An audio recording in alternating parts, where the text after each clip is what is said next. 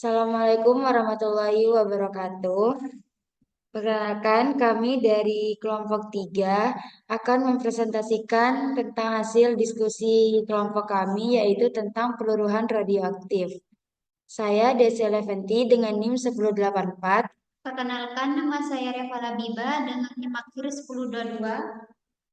Perkenalkan, nama saya Tria Sivaindana dengan NIM 23 16 10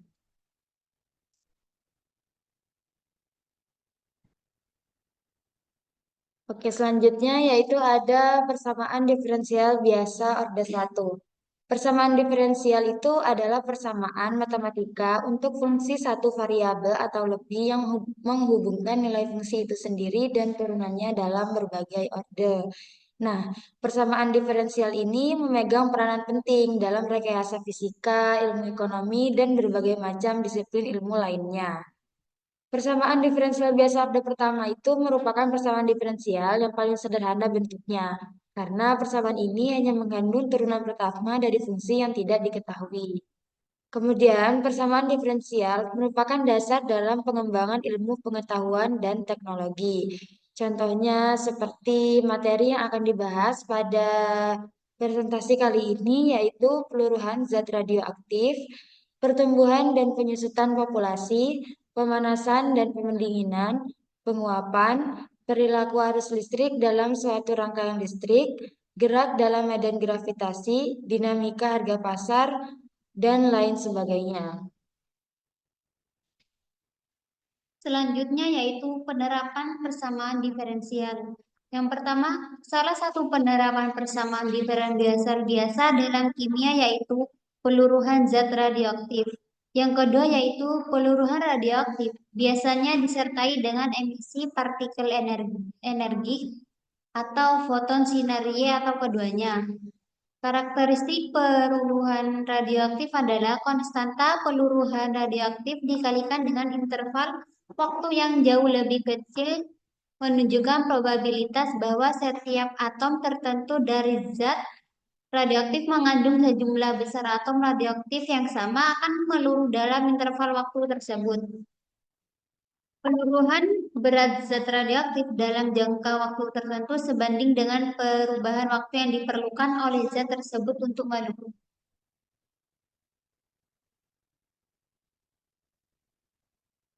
Selanjutnya, yaitu peluruhan radioaktif.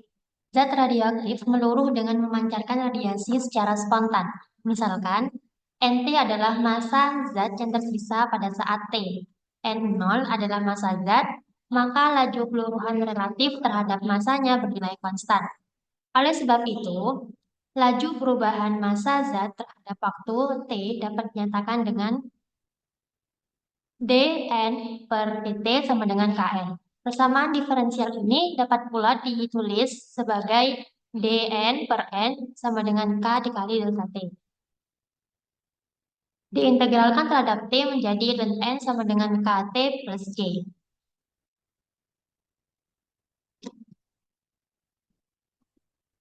Selanjutnya, pada saat awal T sama dengan 0, massa Z adalah N0 sama dengan C. Jika disubstitusikan pada hasil pengintegralan diperoleh ln N sama dengan KT plus J, maka akan menjadi ln N sama dengan KT plus N0.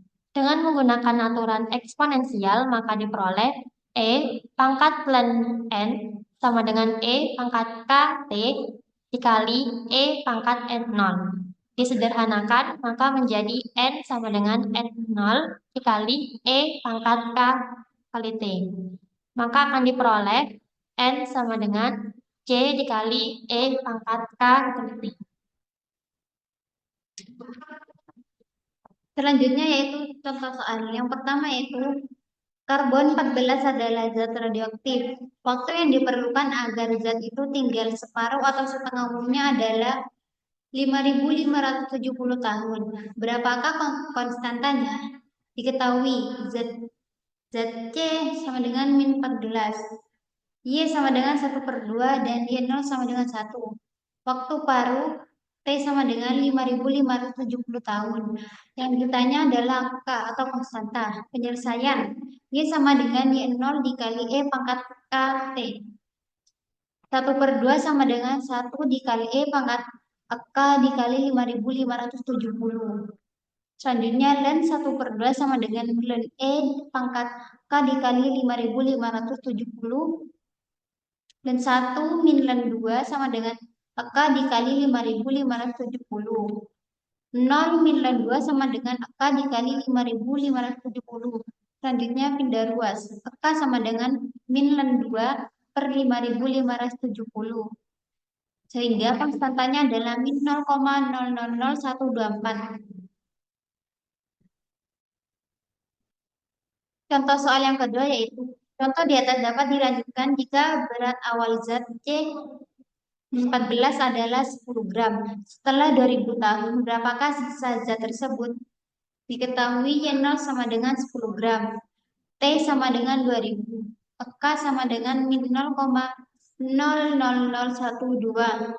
Ditanya, Y. Penyelesaiannya itu Y sama dengan Y0 dikali E pangkat KT. Y sama dengan 10 dikali E pangkat min 0,000124 dikali 2000. Y sama dengan 10 dikali 0,78. Dan didapatkan Y sama dengan 7,80 gram. Jadi zat tersebut meluruh sebanyak 7,80 gram. Sisa zat yang belum meluruh adalah 10 dikurangi 7,80 gram sehingga 2,20 gram zat yang belum meluruh. Selanjutnya, sebuah zat radioaktif tertentu diketahui mengalami peluruhan dengan laju yang proporsional terhadap jumlah yang ada. Jika pada awalnya terdapat 50 mg zat dan setelah 2 jam diamati bahwa zat tersebut telah kehilangan 10% dari massa awalnya. Maka, yang pertama, carilah ekspresi matematisnya. Yang kedua, massa zat setelah 4 jam. Yang ketiga, lamanya waktu yang dibutuhkan sehingga zat tersebut luruh menjadi setengah massa awalnya. Untuk mencari ekspresi matematika, diketahui rumusnya adalah N sama dengan C dikali E pangkat KT. Ketika T sama dengan 0, jumlah zat radioaktif 50 mg, maka disubstitusikan ke dalam rumus N sama dengan C dikali E pangkat KT akan menjadi 50 sama dengan C dikali E pangkat K dikali 0, maka C sama dengan 50. Di soal diketahui bahwa setelah 2 jam, zat kehilangan 10% dari massa awalnya. Maka nilai N-nya itu adalah 50 dikurangi 50 dikali 10% sama dengan 45. Maka diperoleh N sama dengan C dikali E pangkat KT itu menjadi 45 sama dengan 50 kali E pangkat K dikali 2. Langkah selanjutnya yaitu kita mencari nilai K-nya. Dari sebelumnya diperoleh persamaan yaitu 45 sama dengan 50 dikali E pangkat K dikali 2. Maka kedua ruas kita bagi dengan 50 sehingga menjadi 9/10 sama dengan E pangkat K dikali 2. Kemudian kita hilangkan eksponensialnya dengan menggunakan ln sehingga akan menjadi ln 9/10 sama dengan K dikali 2. Kemudian kita bagi kedua ruas dengan 2 sehingga diperoleh K sama dengan min 0,053. Maka ekspresi matematisnya adalah N sama dengan 50 dikali E pangkat negatif 0,053 kali T. Selanjutnya yaitu mencari massa zat setelah 40 jam. Maka diketahui T-nya itu sama dengan 4. Dengan rumus N sama dengan 50 dikali E pangkat negatif 0,053 T, kita substitusikan nilai T pada rumus, diperoleh N sama dengan 50 dikali E pangkat min 0,053 kali 4, sehingga menjadi 40,5 mg. Maka zat setelah 4 jam adalah 40,5 mg. Waktu yang ketiga yaitu waktu paruh. Diketahui pada soal massa awalnya adalah 50 mg. Maka apabila setengah dari massa awalnya berarti massanya menjadi 25 mg. Maka N sama dengan 50 dikali E pangkat negatif 0,053 T menjadi 25 sama dengan 50 kali E pangkat negatif 0,053 T Kedua ruas kita bagi dengan 50, sehingga menjadi setengah sama dengan E pangkat negatif 0,053 T. Sehingga diperoleh nilai T sama dengan 13 jam. Maka waktu paruh dari jumlah isotop tersebut adalah 13 jam. Berikutnya ya adalah contoh soal yang diselesaikan dengan Maple atau pengaplikasian persamaan diferensial dengan menggunakan Maple. Soalnya yaitu adalah radioaktif isotop thorium 234 meluruh pada tingkat yang sebanding dengan jumlah isotop. Jika 100 mg dari material meluruh menjadi 82,004 mg dalam waktu 1 minggu, nyatakan ekspresi jumlah material thorium 234 pada saat waktu tertentu. Yang kedua, tentukan paruh waktu isotop tersebut, di mana waktu paruh adalah waktu yang digunakan radioaktif untuk meluruh menjadi separuhnya. Langkah pertama adalah kita menggunakan perintah restart, di mana perintah restart ini adalah perintah untuk menjalankan satu proses. Sebelum memulai proses, sebaiknya menggunakan perintah restart agar jika terjadi error ketika proses berjalan, kita dapat mengulangnya lagi dengan sintak restart. Kemudian masukkan rumusnya, yaitu diff Ki T, T sama dengan min R kali Ki T. Sehingga diperoleh hasil D per dt Ki T sama dengan min R Ki kali T. Diketahui dari soal T sama dengan 0, yang merupakan jumlah isotop 100 mg. Kemudian ketika T sama dengan 7, jumlah isotopnya itu menjadi 82,04 mg. Maka langkah pertama, cari persamaan awal ketika T sama dengan 0. Dengan menggunakan perintah dissolve, kita memasukkan T-nya sama dengan 0, yaitu maka sintaknya Ki 0 sama dengan 100, di mana 100 itu jumlah isotopnya, dan kita memanggil persamaan pertama dengan menggunakan Ctrl L. Maka diperoleh Ki T sama dengan 100 E pangkat min R kali T. Kemudian merubah persamaan menjadi fungsi. Dengan menggunakan variabel fungsi dan perintah unapply, kita menggunakan juga perintah RHS atau menjadikan ruas kanannya itu, mengambil ruas kanan dari persamaan yang kedua dan diturunkan terhadap T. Sehingga diperoleh hasilnya dari fungsi yaitu T sama dengan 100 E pangkat R kali T. Kemudian substitusikan jumlah isotop setelah 7 hari. Karena itu adalah yang ingin kita tanyakan.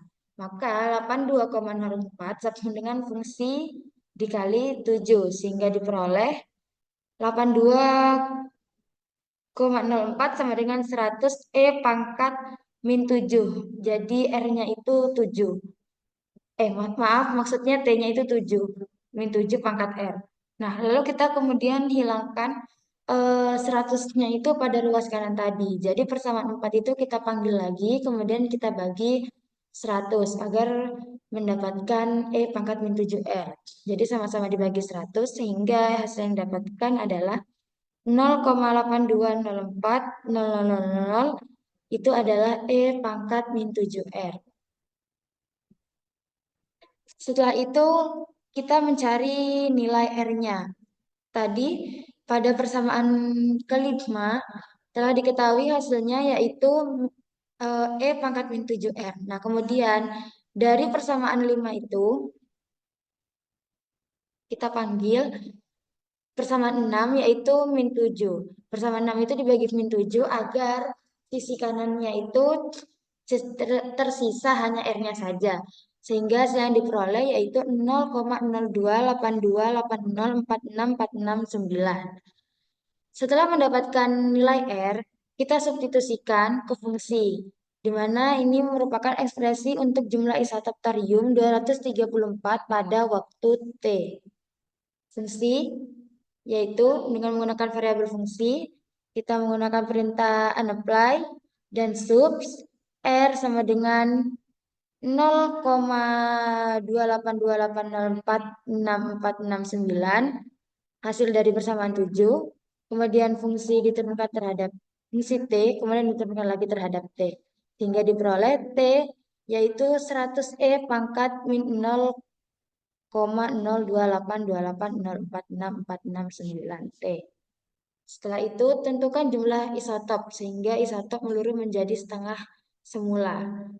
Nah, isotopnya itu kan meluruh meluruh menjadi setengah semula. Isotopnya itu 50. Nah, jadi 50 itu sama dengan fungsi T. Jadi 50 sama dengan 100 E pangkat 0,2828046469 T sama seperti persamaan ke-8. Kemudian untuk mendapatkan nilai E-nya, maka kita harus membagi 100 itu dengan 100, yaitu eh, dengan cara memanggil persamaan 9 lalu dibagi dengan 100 sehingga diperoleh 1/2 sama dengan E pangkat min 0,02828046469 T. Langkah berikutnya yaitu kita menghilangkan eksponensial pada ruas kanan dengan menggunakan len. Dan kita menjadikan ruas kirinya itu untuk len sehingga ruas kirinya itu ruas kiri dari persamaan ke-10 itu kita panggil dan disama dengankan min 0,02828046469 dikali T sehingga diperoleh min len 2 sama dengan 0 min 0,2828046469 T. Kemudian mencari nilai T, yaitu nilai T waktu paruh isotop. Dengan menggunakan simplify, kita memanggil persamaan 11, lalu kita bagi dengan ruas kanannya, yaitu min 0,2828046469, dan diperoleh hasilnya yaitu adalah 24 0,50975217 sama dengan 1 juta T atau 1 T. Nah, sekian presentasi dari kelompok kami. Terima kasih. Wassalamualaikum warahmatullahi wabarakatuh.